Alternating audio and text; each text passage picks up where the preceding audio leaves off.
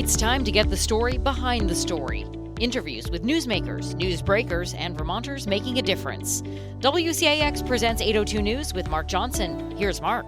Lawless, cruel, and reckless. That's how Vermont U.S. Senator Peter Welch describes the first months of President Donald Trump's second term.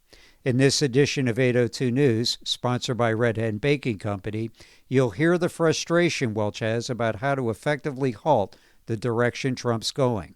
I ask myself that question every day, Welch said. He's wrecking things and doing lasting damage, Welch said of Trump.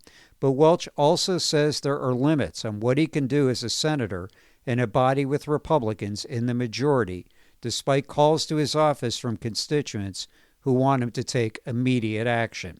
What is Welch doing? What does he suggest people do? We'll kick off our discussion right after this. At Red Hen Baking Company, they believe pure, uncomplicated ingredients in the hands of skilled artisans are the building blocks for great food. They're dedicated to creating the best food from the best ingredients. You'll find an ever-changing lineup of delicious pastries, sandwiches, and soups at their beautiful cafe off Route 2 in Middlesex, just off I-89. Their breads are also available in many other locations. Led by owners Randy George and Eliza Kane, Red Hen Baking Company has been on the leading edge of the local food movement since 1999. How would you, in short, characterize the first 100 days or so of the Trump administration? Lawless and pretty cruel. What the president is doing is without precedent, and it's really quite shocking. Yesterday he said, when asked, does he have an obligation to support the Constitution? His answer was, I don't know. And what you're seeing in his behavior is that he's completely disregarding any restraints in the system of checks and balances we have.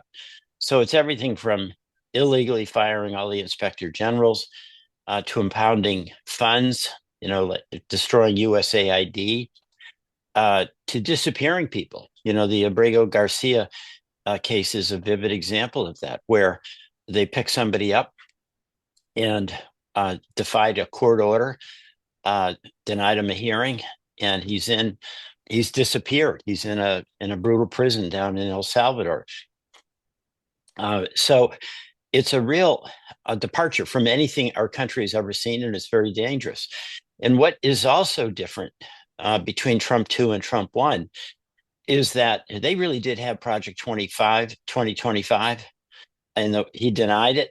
But that was all a working draft of what they were going to do, and it was very extreme. And he has the personnel whose allegiance is totally and completely to Trump.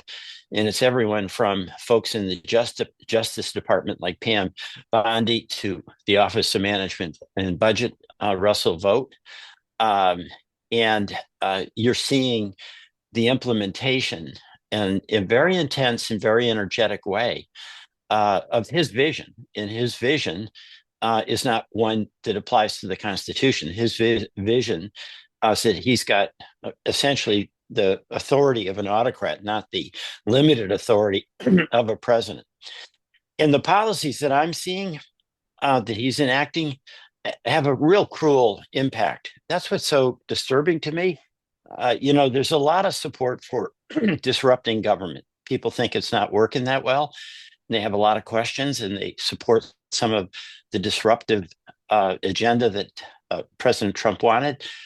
But I don't think anybody anticipated it would come this way, without restraint and with the imposition of such cruelty. Let me just give a couple of examples. I mean, the obvious ones are picking people up and disappearing them. But also, we have farmers here who last year signed contracts with the federal government under the Inflation Reduction Act. And in exchange for them, say, putting up solar panels on their farm or doing stream bank protection with buffer planting, they borrowed money and are in the process of doing that work. And the Trump administration has rescinded the contractually required payments to the farmers to reimburse them for this. And, how in the world do you do that? In Vermont, our farmers, this is basically a Vermont thing. You give your word, you keep your word. And that's not the case with the Trump administration. And that's just one example. So I see lawlessness, just disregard for constitutional restraints and norms, and also a cruelty. And I guess if I had another word, it would be recklessness. And that is best exemplified, I think, by these tariffs that are going to do nothing but damage to our economy. And I think will be seen in the long term as one of the biggest economic blunders in a century. What can the U.S. Senate do? It's you got Lisa Murkowski, an Alaskan Republican, who says that she's afraid and senators are afraid of retaliation. It sounds like you're powerless. Well, we're not powerless, but we don't have the votes to be powerful. That is true. And, the hardest job in my office, Mark, is the young people who are answering the phone with calls from Vermonters who are expressing the frustration that I share. Why doesn't Peter do something? Why don't we stop him? And it is people calling who are dismayed at what they're seeing, cuts to the veteran programs, those cuts to that reneging on an agreement with the farmers, the impending and looming cuts to Medicaid. So my view, we don't have the votes right now. Now, we did have one successful effort, got 51 votes to roll back the tariffs. We just got it through the Senate, but it won't get through the House. That's totally MAGA.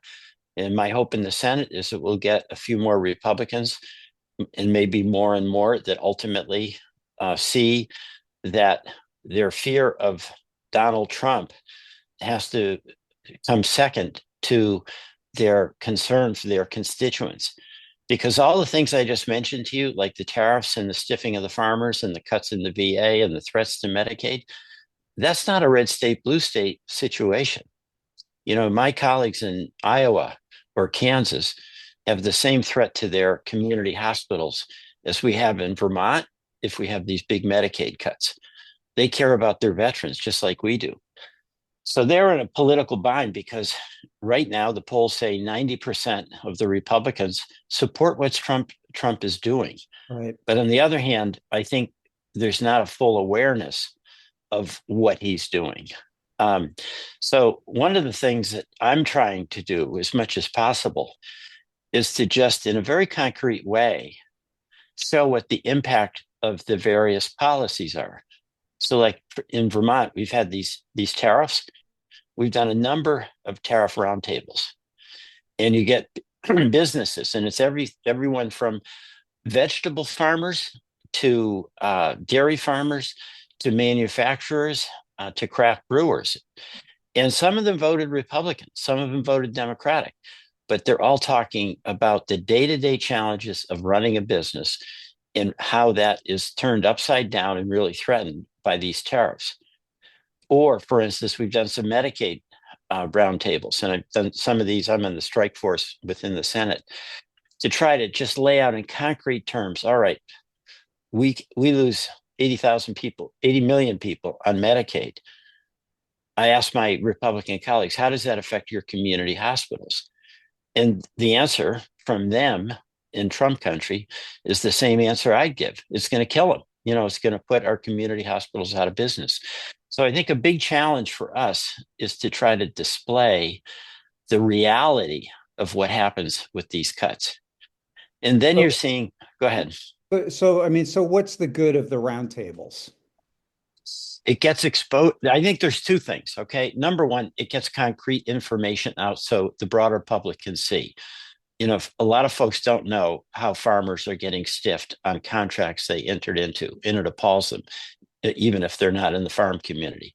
We have our manufacturers who are going to have to be paying these high tariffs, and it's going to disrupt like a business in Morrisville where they make these Concept 2 rowing machines.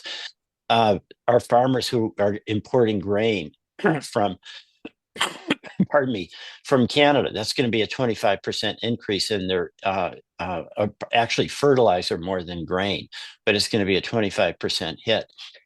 The more we get that information out beyond even the folks who are immediately affected. I think it has an impact on their perception of Donald Trump and whether what he's doing is really, really harmful as opposed to what he's claiming to do.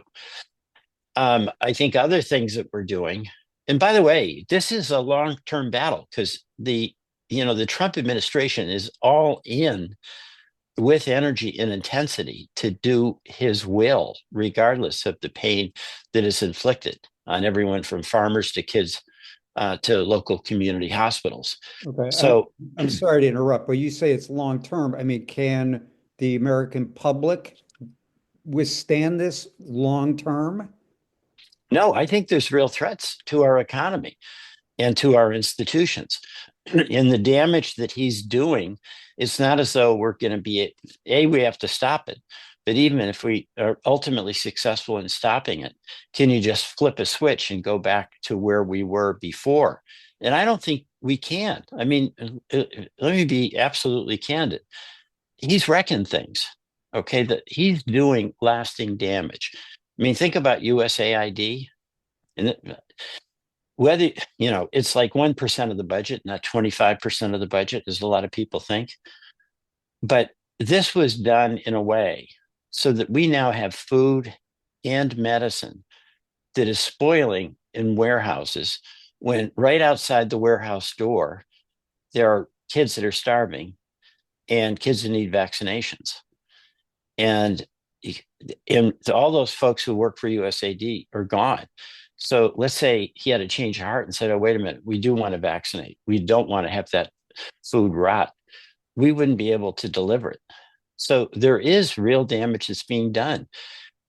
And, the questions that you're asking me they're questions I ask myself. How do we keep going? How do we overcome the fact that he's got immense authority as president and he's abusing it? And we're having some progress in the courts. Obviously, we have to hope that continues. But we've got a court system that has been significantly impacted by his appointees. But we have made some progress there. And also, the second thing is you're seeing his poll numbers go down, even on the economy and even on immigration, because ultimately it's going to be public opinion that mobilizes. And obviously, there'll be a big consequence of what the outcome of the midterm elections are. You said back in January, for some folks, their motto is the firebrand in your face, escalate the rhetoric constantly, appeal to the base. Others try to find common ground and don't escalate and try to find a way to actually get something done. Does that statement still stand 3 months later? How much longer No, can you? Okay. it doesn't. And I'll tell you why. The president has made a decision that he wants no discussion. And let me make it clear. He doesn't want to sit down with Democrats. He doesn't want to sit down with Republicans who won't do his will. Okay, he's on his own here. And he's bending the House to his will, and he's done that quite successfully. But this is the president where it's not a question of just, is there an opportunity for bipartisanship? This is a president where he wants to be the unitary executive. So he doesn't even want to talk to Republicans, like, for instance, on Ukraine, where there's significant Republican support to stand by Ukraine against Russia. Trump doesn't want to talk to them. And he's got a Secretary of State who is one of the biggest champions of the U.S. standing by Ukraine and standing up against Putin, who's now totally on board and saying lots of positive things about Putin. So the cooperation that you normally expect, it's not just the Democratic-Republican situation. It's a unitary executive theory. He's the boss, and really Congress is an impediment. And you're seeing him now talk about the courts as being something he may disregard. He's going after judges who are saying you can't arrest somebody just because of what they say when they've committed absolutely no crime. He's ignored a Supreme Court order. That's right. That's right. So, no, I mean, as you know, I do my level best to try to work with the other side, with everybody, to try to find where we can make progress. My working with Republicans now is really to try to find some folks and make it as possible as I can to help them get to the place where they can stand up against Trump, because we're going to need them. We have 47 votes, they have 53. So the numbers don't work out.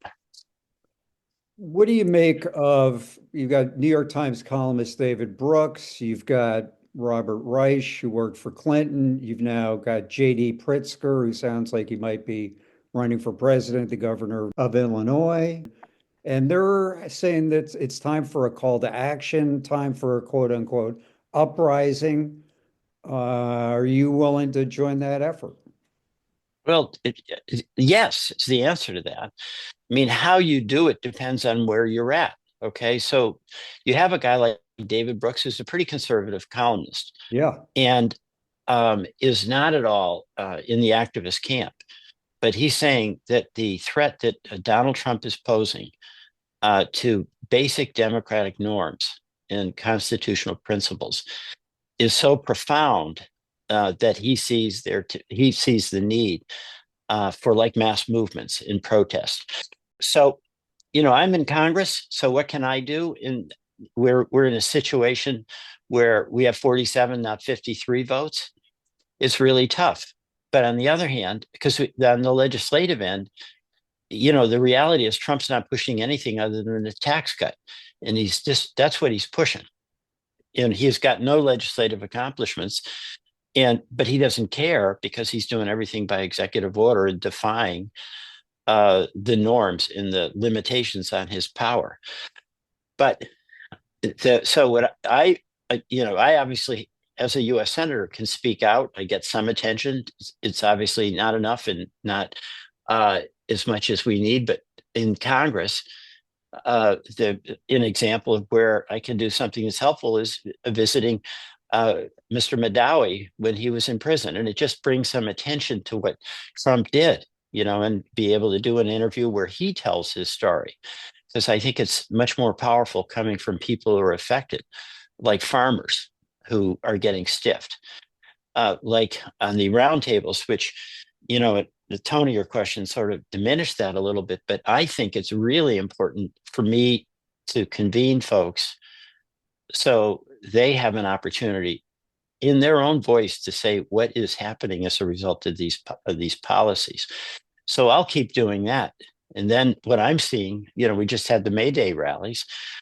You're just seeing much more citizen engagement in Vermont and in the country, where people who are appalled are trying to find a way to come together. By the way, that's important just for our own emotional well-being, because when you're feeling like you're alone, it's a very depressing feeling for people. I get that sense when I talk to Vermonters or when they're calling into my office.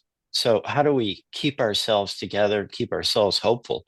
It's by getting together to some extent and sharing our collective condemnation of what Trump is doing. But I think ultimately, these elections in the midterm are going to be really crucial. I want to get back to your Madawi visit in a moment, and I meant no diminishment of your roundtable discussions at all. I would imagine that this email I got from a Vermonter is probably similar to some of the phone calls you're getting that ask, when will the good senator start trying in earnest to stop the damage? He needs to spend every penny of the political capital that he's built up over the years. And there's nothing to be gained and everything to lose by pretending that backroom deals will protect America in this moment. He's one of 100 of the most powerful people on the planet. Will he propose a response from the Senate that includes a set of principles and proposed legislation that any person who believes in democracy must support, and then call out every Republican senator by name to hold them to account? Will he filibuster until he falls down from exhaustion? Well, basically I agree with that. But how do you put into action that question? I mean, we had Cory Booker, who took the floor for 25 hours. It really lifted people's spirits. It didn't stop any business. I mean, there's real limitations on what any one senator can do to affect the business of the Senate. But I agree with that. And my struggle every day is how do I find a way to show that protest that gets some visibility? So, that's normally I wouldn't be going to a prison, right? That's not what US senators usually do. It was absolutely essential when Madawi is a Vermonter. He actually is from my hometown. And it was outrageous what happened. So that was a way where, as a senator, by visiting, I could help get more attention on the outrage of that case. So, one of the things that's tough is each day I get up, what can I do? And I'm not alone in asking that question, but I am a US senator, but you're a journalist. The writer, I don't know what he is, but he's clearly a concerned and strongly committed American, right? And he's looking to do something as well.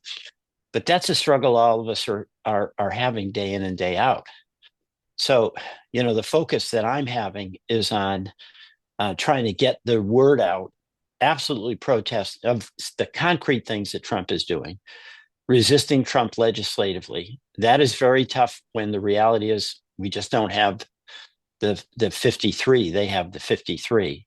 Trying to persuade my Republican senators, trying to get some common ground, like, for instance, on the tariffs, where it's the first place we made some progress. And also supporting, I'll be very supportive, obviously, of campaigns that are going to replace these Republicans in the House and in the Senate. Do you think what Senator Sanders is doing, barnstorming the country, trying to get support for Democratic House candidates, is that effective? I think it's helpful. I mean, this is a situation where there is not an answer. And this is what I hear in the voice of so many people who call up. Why doesn't Peter do something? Well, that is an expression of the horror people have about what Trump is doing.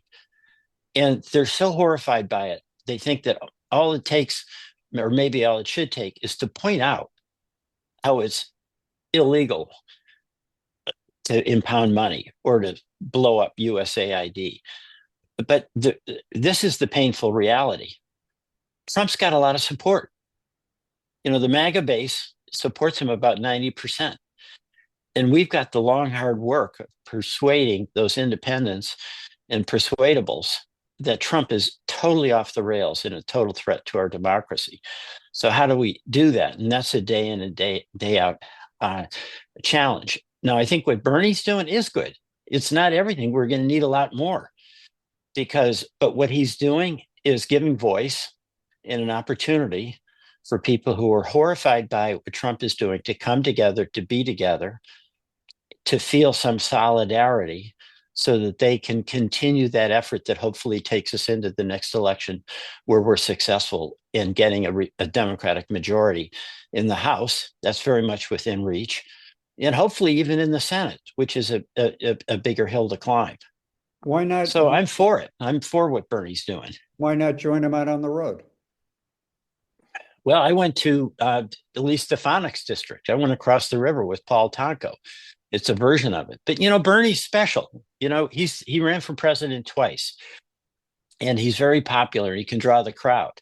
And I'm not sure Bernie needs me when he goes to Omaha to turn out the crowd, but I have no reservations about going with him. And I've talked with him quite a bit about his efforts.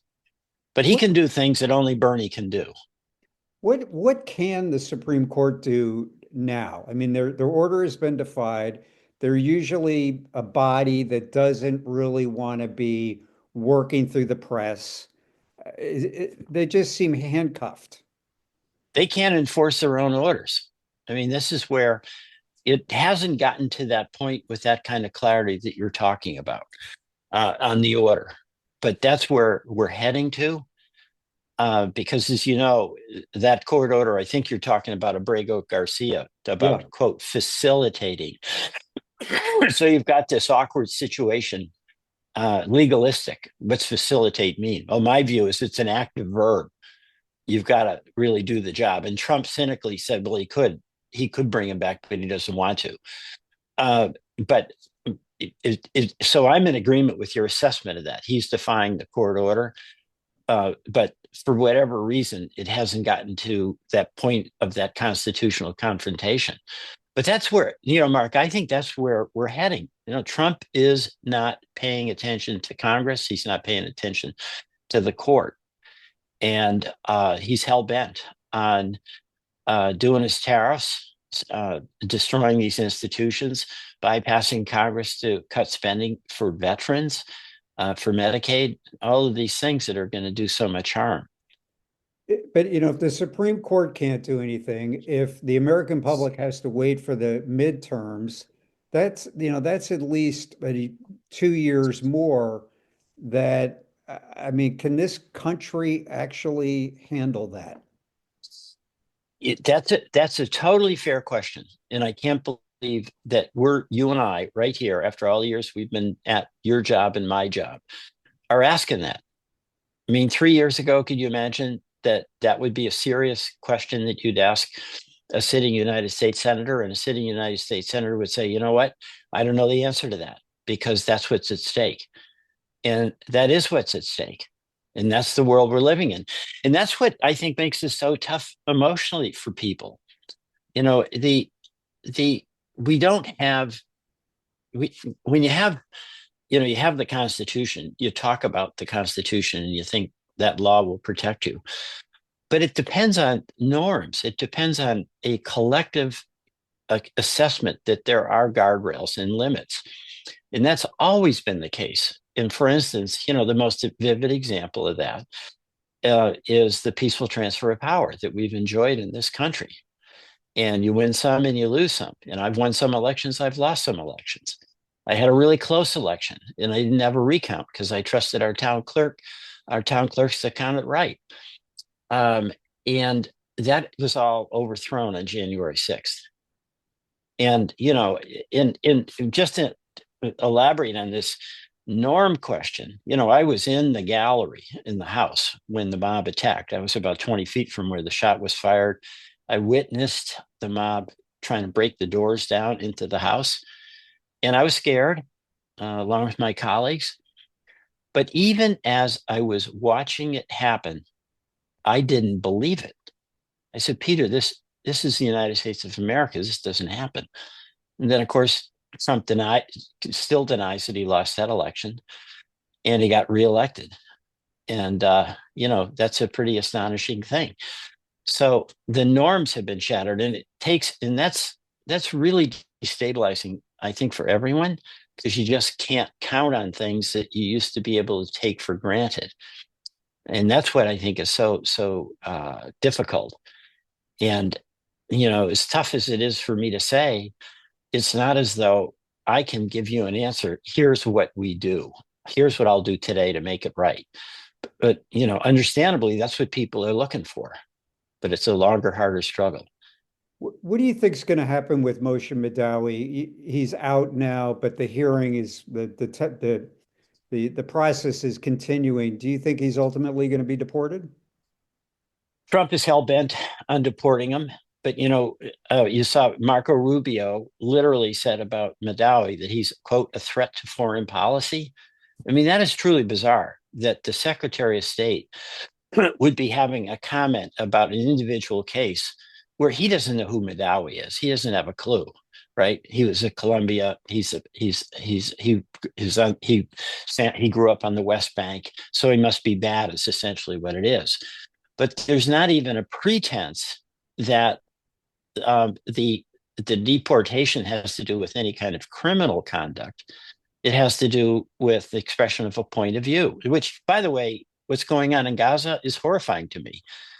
So by that account, I could be deported if that is a threat to foreign policy, which is, to just continue backing whatever it is Israel's doing in Gaza. Thanks for your time. I mean, this sounds like it's as frustrating for you as many people in the American public. It is. It's hard. It's dangerous. But these are the times we're in. And I think we've got to hang in. And I do think, Mark, that even though we can't answer the question, how is this going to turn out? we can answer the question, are we going to struggle through it and do our best to make sure it does turn out with us saving democracy? So I don't know what to do every day, but I show up for work every day. I listen. I try to respond to Vermonters, and I try to take the action I can take that defends democracy and the goodness that I see in most of the people that I deal with. So hang in is my message. That's a message to myself, but it is to my fellow Vermonters. That wraps it up for this edition of 802 News, sponsored by Red Hen Baking Company. Thanks for listening.